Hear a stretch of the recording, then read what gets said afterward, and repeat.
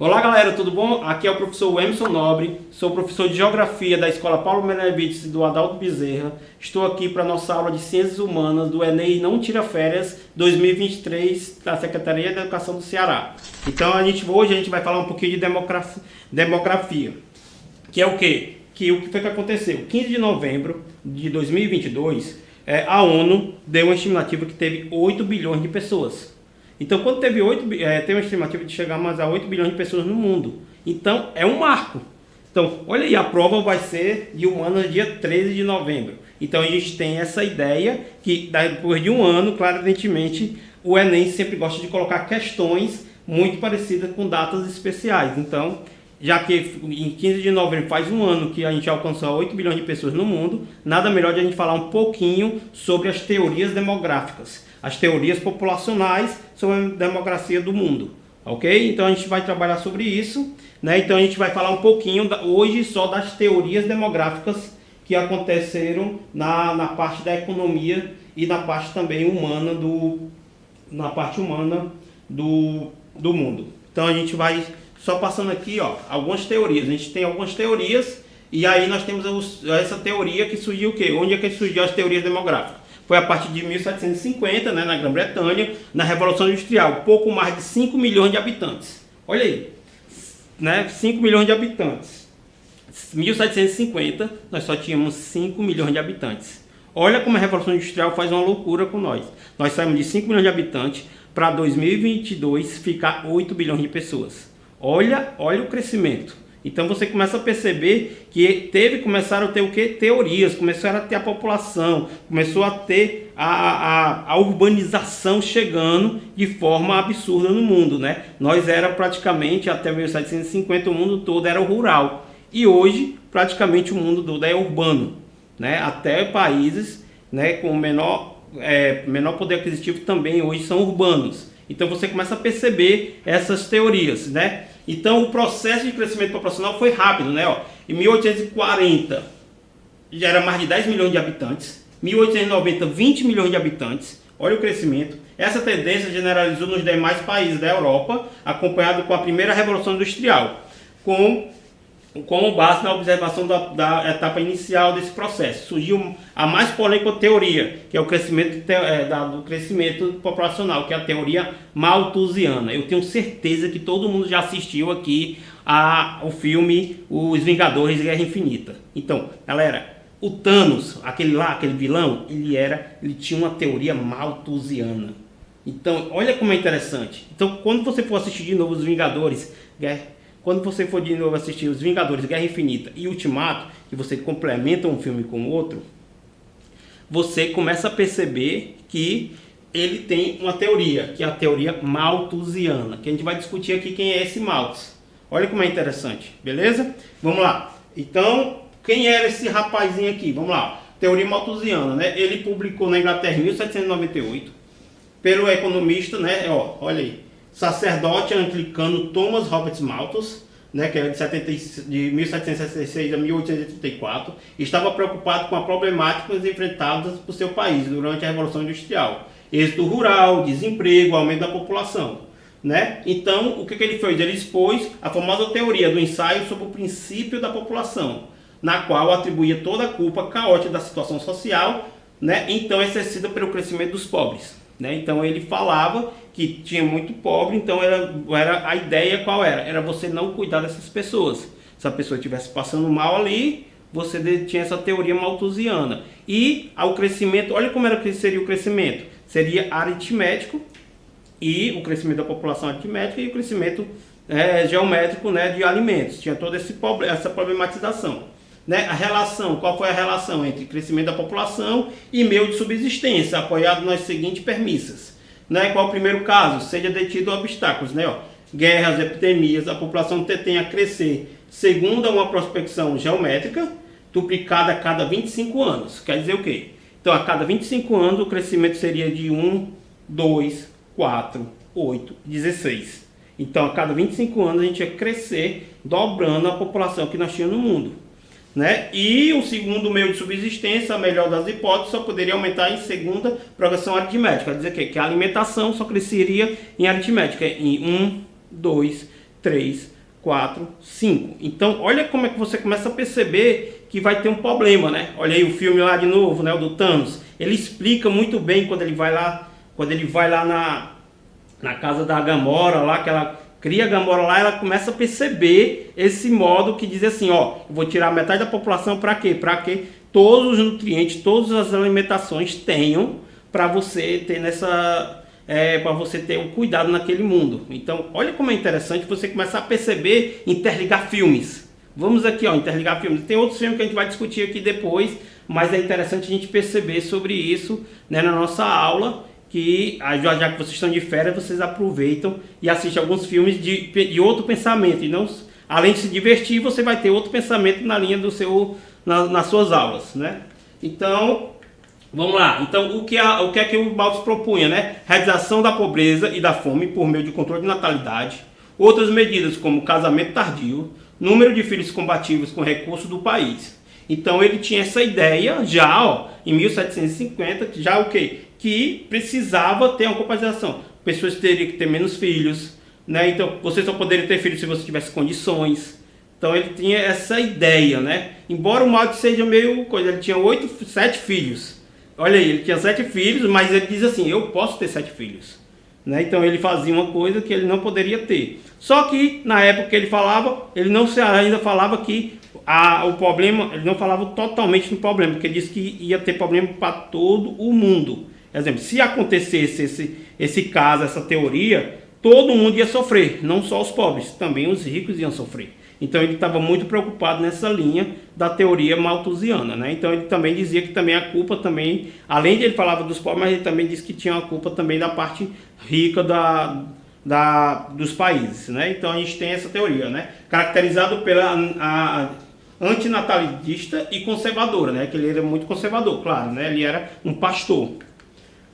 E aí, quais são as críticas, né, da teoria malthusiana, né? Qual é a crítica dele? Primeiro, o crescimento geográfico da população prevista do Malthus não ocorreu. Isso aí foi interessante. 2. A produção de alimentos ultrapassou 3% a média de crescimento populacional anual. Nos últimos 20 anos ficou em torno de 2%. Quer dizer o quê? Olha aí como é interessante. Ele falava que não teria alimentos, mas hoje nós sabemos, né, que o mundo capitalista fez o quê? Nós temos mais alimento do que pessoas. Hoje a gente consegue, se tivesse distribuição de renda completa, ele conseguiria realmente todo mundo se alimentar de forma honesta, de forma coesa, né? Então, olha uma das críticas que ele fez, que ele errou, né, nessa segunda crítica. E a terceira, a Europa e as demais áreas desenvolvidas do mundo mostraram que o desenvolvimento econômico, reforma de bem-estar social, são a fórmula para ter o crescimento da população. Então, olha aí, ele também teve esse erro. Porque a gente pode também falar um pouquinho, adiantar um pouquinho do Keynes, né, que é um economista, que ele fez uma ideia keynesiana. Depois eu vou dar essa aula para vocês, essa daqui sobre a ideia keynesiana, porque eu acho muito massa, porque ele vai usar a ideia que o governo tem que ajudar as empresas, ajudar a população para quê? Para se desenvolver. E aí foi onde teve a mudança do quê? Do bem-estar social que a gente está vendo aqui. Então, além de teve a crise de 29 dos Estados Unidos, a ideia keynesiana economista, ele começou a perceber que a mão invisível do mercado não era tão invisível, né? Teria que ter algum auxílio. Então, olha como é interessante, a gente começa a perceber, e quando a gente vai evoluindo, quando a gente vai passar do tempo, as teorias vão passando. Mas, mesmo assim, ainda fica remoendo teorias antigas. A gente vai e volta todo o tempo. A gente tem uma teoria, ele é refutada, mas daqui a um tempo ele volta de novo. Então, nós temos essas teorias. A quarta, né, emancipação progressiva da mulher. Certamente o previsto no Malthus, né, tem sido decisivo no controle de natalidade. Mulheres passaram a decidir o número de filhos que quer ter, porque na época dele ele achava que a mulher não teria escolha, quem teria escolha era o homem. Então a mulher começou a ter a própria, né, começou a escolher seu corpo, o que ela quer. Olha como é interessante, ela quer trabalhar, ela quer viver, ela quer ter filhos, então ela que vai escolher. Então eu acho que ele nunca pensou nesse formato. E o 5, né, que é o desenvolvimento científico e tecnológico ocorrido no campo da agropecuária, né, da genética, tornou possível produzir alimentos suficientes para suprir as necessidades. Então olha aí, começou a perceber que nós temos a tecnologia sempre junto aí. Então eu acho que esses 5 pontos é interessante, por quê? Porque ele não percebeu algumas coisas que aconteceu no futuro. Ele achava que ia continuar sendo daquela mesma ideia da primeira revolução. Nós tivemos a primeira revolução na época dele, nós tivemos a segunda revolução industrial, nós tivemos a terceira revolução industrial e ainda nós estamos chegando agora à quarta revolução industrial. Então nós temos várias revoluções aí, né? Que hoje nós estamos aqui, dando aula online, né? Já é o início um riscozinho da quarta revolução industrial, que vai evoluir mais ainda, né? Então vocês estão vendo aí essas coisas chegando aí de novidades, e isso vai gerar mudanças no mundo, né? Então você percebe que isso está acontecendo, né? Então essa é a teoria malthusiana, né? E aí nós temos uma teoria nova, que essa teoria é a neomalthusiana. E aí essa é mais complicada, porque é bem atual essa teoria. Eles usaram a teoria do malthusiano, dando a culpa dos países pobres. Tudo problema do mundo todo é os países pobres. Simples. Acabou-se. Nós ricos aqui estamos bem, a gente escolhe os filhos que quer, mas o problema é a população mais carente. Por quê? Porque eles não têm estudo. E aí eu vou o quê? Eu que vou controlar eles. A pessoa rica vai controlar as pessoas pobres. Sem lógica, né? Então, como essa teoria, a exploração demográfica no período após a Segunda Guerra Mundial ressuscitou a ideia dos maltes, né? Conhecido como a teoria neomalthusiana nova, né? Nova, né? A teoria neomalthusiana ou alarmista, né? Os adeptos dessa teoria assumiram a nova postura de apropriar. Olha aqui, a senhorazinha pediu esmola, o que é que a pessoa deu? O anticoncepcional. Olha aí, toma um anticoncepcional que a culpa é sua, a culpa não é nossa, se você ter vários filhos, né? Então você começa a perceber que você começa a ter esse problema, né? Então, quem defendia essa teoria neomalthusiana? Vamos lá, quem foi que defendia? Atribuía a culpa pela situação da miséria em países subdesenvolvidos à aceleração e crescimento da população. É isso que está acontecendo, né? A culpa é lá da galera que está tendo muitos filhos. Nós na Europa não temos muito filho, né? Porque eu tenho a palavra eurocentrismo, né? Embora a gente tenha nos Estados Unidos, mas a palavra eurocentrismo ainda está muito envolvido, né? Tudo para eles é o eurocentrismo. Então tudo para eles é lá, eles são os melhores. Para nós sobra nada. Então eles acham que a culpa sempre é nossa, né? Concordava que a agricultura era capaz de produzir alimentos suficientes para todos. Isso ele concorda, claro. Nós estamos em outra ideia, diferente da ideia do Malthus. Defendia programas rígidos de oficiais de controle de natalidade em geral, rotulando o planejamento familiar como emprego de diversos métodos, pílulas anticoncepcionais, ligaduras de trompas, DIU, dispositivos intrauterenos, e abortos e vasectomia. Tudo pago pelos países europeus. Tem empresas muito grandes, né, que eu nem posso nem dizer aqui que são empresas que eles colocam muito dinheiro na África. Com essa ideia de você você ter problemas anticoncepcionais, programas anticoncepcionais muito grandes, de você desenvolver aquele país, ajudar, o problema vamos tirar pelo mal pela raiz, vamos fazer programas anticoncepcionais para esses locais. Olha aí, olha a diferença, né? Então, essa daí é uma teoria, olha aí, nova, né? Neomalthusiana. Aí nós temos também outra teoria, né? Nós temos a teoria reformista e a teoria marxista. Por que eu botei reformista ou marxista? O S usa marxismo, o Enem usa reformista. Então, quando você vê lá na UES teoria, ele vai botar as duas teorias, ele vai botar reformista e marxista. Mas na hora que você vê teoria marxista lá na prova da UES, que também é importante, você vai saber que é a mesma teoria que a teoria reformista. Olha como é interessante você começar a perceber também as palavras, o jogo de palavras que existem em cada prova, né? Cada prova tem seu modo de pensar. Então, eu botei as duas teorias aqui, né? Que teoria reformista ou marxista, né? É a resposta da neomalthusiana. Ela foi elaborada em teoria reformista, né? Reformista, de reforma. Investe na conclusão de duas teorias demográficas anteriores, né? Ele realmente refuta totalmente as duas teorias que nós estávamos discutindo agora. Ela analisa os problemas demográficos, tendo como referência as condições socioeconômicas da população, defendendo a necessidade de enfrentar as questões sociais e a economia dos países para que a dinâmica da democracia entre o equilíbrio.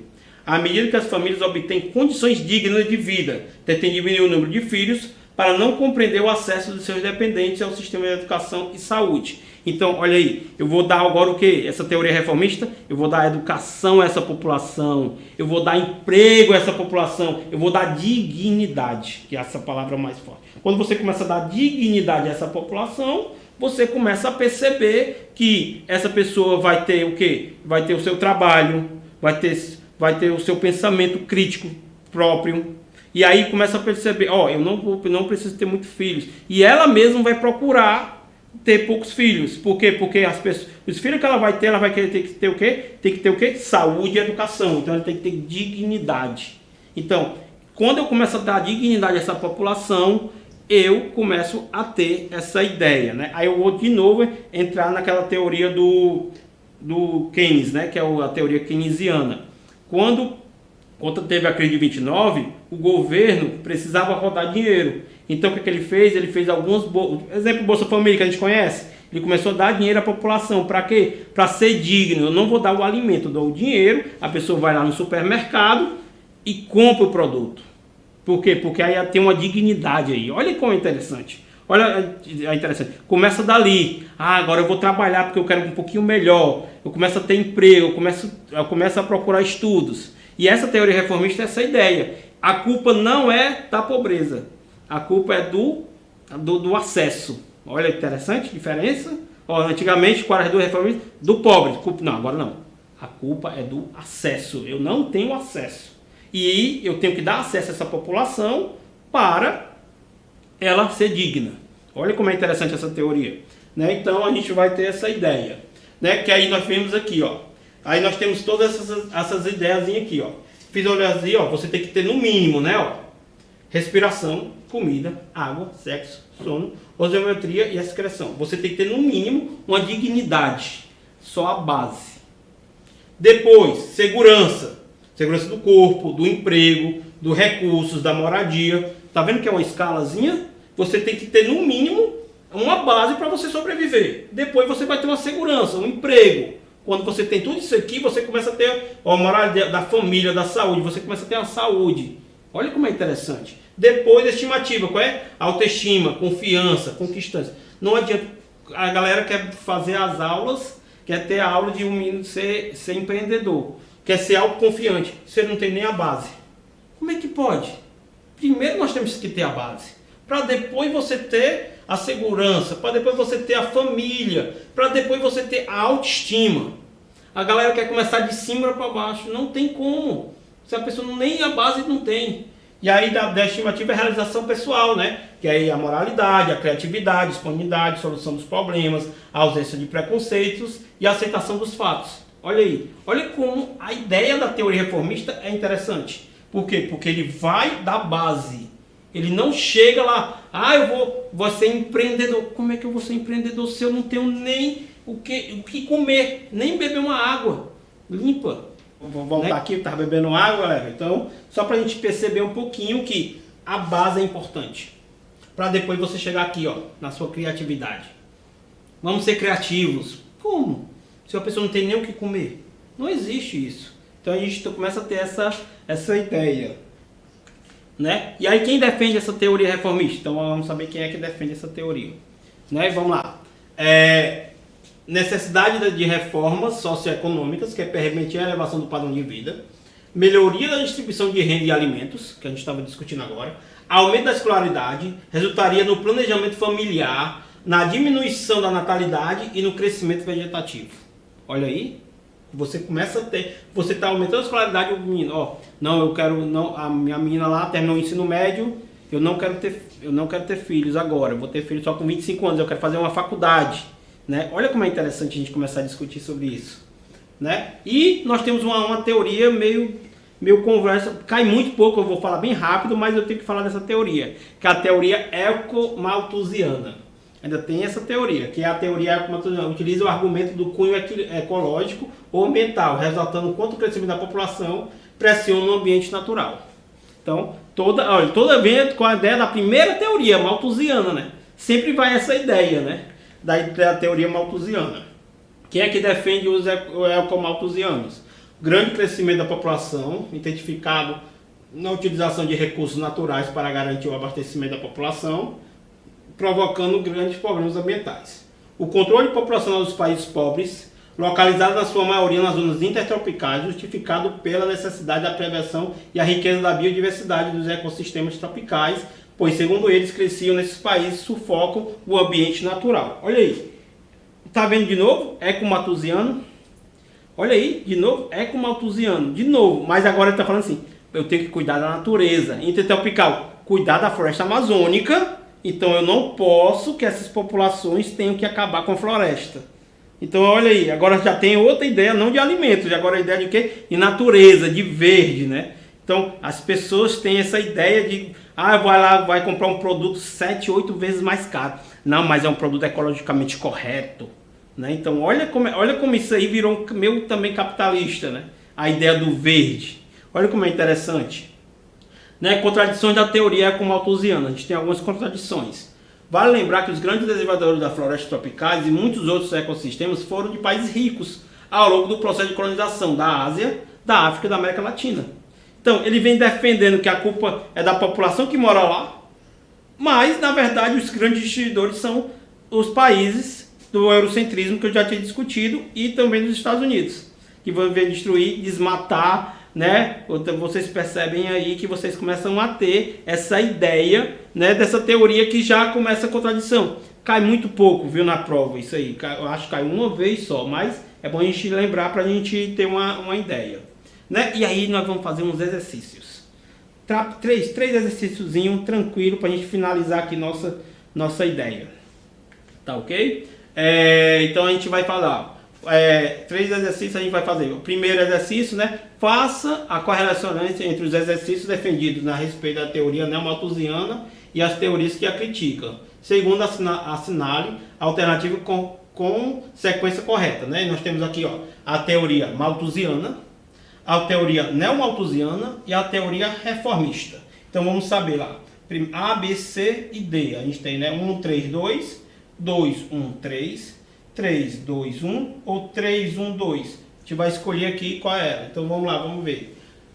Acreditavam no aumento da taxa de natalidade, era o resultado do subdesenvolvimento e não sua causa. E aí, qual é? O que vocês acham? Vamos para outra. Eram a favor do uso anticoncepcionais e afirmava que se o crescimento da população não fosse contido, os recursos naturais seriam esgotados. Né? Então aí eu era a favor dos anticoncepcionais. E o terceiro, acreditava que o crescimento da população superaria a oferta de alimentos, gerando fome e miséria no mundo todo. Né? Então, tranquilo, né? Olha aí, a gente está vendo aqui que vai ser a letra, vamos só ver qual é, ó, número 3, né? Que é a teoria reformista no primeiro momento.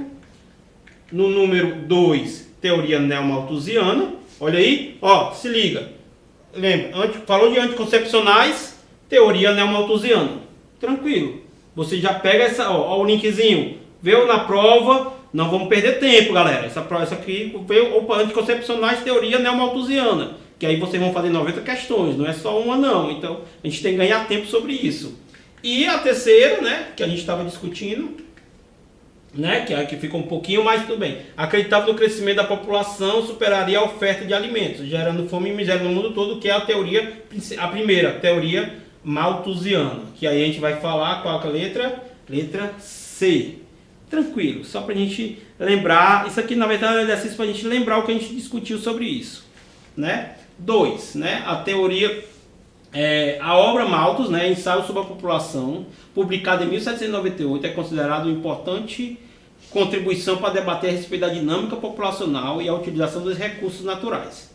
Quais os argumentos abaixo pode ser classificado como tipicamente malthusiano? Então, quais são? Qual é o tipicamente malthusiano? Qual é? Vamos lá, letra A. A questão da população mundial é preocupante, mas pelo desnível entre os diversos grupos sociais e pelo seu tamanho absoluto. Opa, desnível entre diversos grupos sociais. Olha aí, já botou diferente lá da outra, né? Já colocou uma palavra mais rebuscada, mas depois a gente vai discutir isso. B. Apenas a erradicação da pobreza não basta para desarmar a bomba populacional, pois diversos países desenvolvidos estão entre as demais mais degradam o meio ambiente. Letra C. Os problemas ambientais são gerados pela utilização da intensa dos recursos para manter o alto padrão do consumo da população e dos afluentes. Letra D. O futuro do planeta detém-se nebuloso, em função da dificuldade de conter o crescimento da população e principalmente da população dos pobres. Olha aí. Letra E. Qualquer problema de escassez, no presente ou no futuro, será solucionada mais adiante, pela substituição de insumos e incrementos nos processos produtivos. Então, galera, o que vocês acham? Letra A, B, C, D ou E? E aí, vamos lá. Então, vamos ver qual é a letra. Letra D. Por que letra D? Olha aí, ó. O futuro do planeta tem que ser nebuloso. Malthusiano puro. Ele é meio nebuloso com isso. Função significa de conter o crescimento da população, principalmente da população pobre. Só que ele fala principalmente, ele não tirou da população rica. Já a teoria neo-malthusiana, ele tira do lado das pessoas, os países ricos. Só é o problema dos países pobres. Olha como é interessante. Aqui não, ele fala principalmente a população pobre, mas você começa a ter essa ideia. E a última questão, para a gente finalizar, né? Vamos lá. Vamos ler esse textinhozinho aqui das teorias demográficas e vai lá. Para essa concepção, não é um controle moral da população o necessário para combater a ocorrência da fome, da miséria, mas a adoção de políticas sociais, de combater a pobreza com ampliação de leis trabalhistas que asseguram a melhoria de renda do trabalhador. A democratização dos meios sociais e da produção também é considerada uma estratégia nesse mesmo sentido. O enunciado faz referência a qual teoria demográfica? Bem fácil, tranquilo, né? Que é a teoria reformista. Teoria, né? Aqui está errado, mas essa aqui ela fala para conter o trabalhador, é a teoria letra C, teoria reformista. Tá ok? Então, só para a gente lembrar aqui a teoriazinha, teoria reformista, que faz que você tem que ter o quê? Olha aí, assegurar a melhoria de renda, assegurar os meios sociais, a produção, na estratégia nesse sentido dessa ideia. Olha como é interessante a gente fez. Então, ficou letra C. E por último, para a gente finalizar, um resumozinho. Olha aqui esse resumo, olha como é interessante. Para vocês marcar aqui, acho que nessa última parte é interessante. A teoria malthusiana, que ele fala o quê? Ele tem a relação de quê? População e alimentos. A teoria neo-malthusiana, população e desenvolvimento econômico. A teoria reformista, população e distribuição de renda. E a teoria eco-malthusiana, população e recursos naturais. Olha como esse fechamento é interessante. Você consegue ter um resumo total da aula para lembrar no dia do Enem. Tem várias informações, mas aqui você leu esse último resumozinho aqui, essa ideia é interessante. E para a gente finalizar um pouquinho, né, dar algumas referências que a gente falou sobre o assunto, né, e para a gente finalizar um pouquinho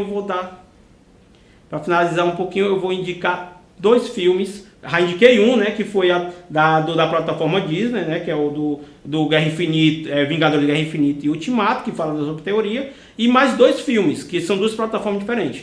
O Netflix, que tem um filme Onde Está a Segunda, é um filme de ação, vocês vão adorar, e fala sobre essa coisa da população, bem interessante, né, e o outro, deixa eu lembrar aqui, é o outro, Filho da Esperança. Né, muito bom também, que é da plataforma Prime. Então, nós temos 3 plataformas que é adequado para vocês, ou assiste os 3, né, porque os 3 são ótimos filmes falando sobre essa ideia da criação, né.